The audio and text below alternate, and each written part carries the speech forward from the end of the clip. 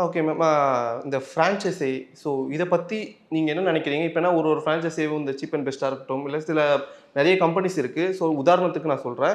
இப்ப இந்த மாதிரியான ஃப்ரான்ச்சைஸி எடுக்கும்போது, இப்ப நான் ஒரு இன்வெஸ்டரா இப்ப நான் அதுக்கு என்னென்னலாம் பார்த்து அது நான் எடுக்கணும்? ஒரு ஃப்ரான்ச்சைஸி எடுக்கும்போது. இன்னைக்கு ஃப்ரான்ச்சைசி மாடல் வந்து ஃபெயிலியர்ங்க.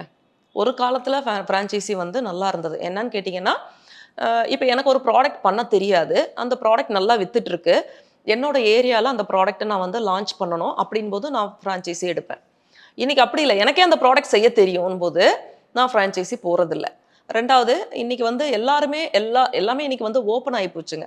இந்த ஸ்மார்ட் ஃபோன் வந்ததிலிருந்து, நீங்க ஒரு ஒரு ஃபார்முலா கேட்டீங்கன்னா கூட, அ ஜஸ்ட் இப்படின்றதுக்குள்ள நமக்கு கிடைச்சிரும். இப்போ ஏஐலாம் வந்து ம். ஃபார்முலா கூட குடுத்துருது. நாங்கலாம் வந்து பிசினஸ் ஸ்டார்ட் பண்ணும்போது, ஸ்ருதி ஹெர்பல் ஸ்டார்ட் பண்ணும்போது பார்த்தீங்கன்னா, ஒரு ஃபேஸ் கிரீம் பண்ணணும்னா, கன்சல்டன்ட் கிட்ட தான் நாங்க போயி அ அந்த ஃபார்முலாஸ் வந்து கேட்கணும். அந்த கன்சல்டன்ட்க்கு உண்டான சார்ஜஸ் கட்டாயம் நாங்க குடுக்கணும்.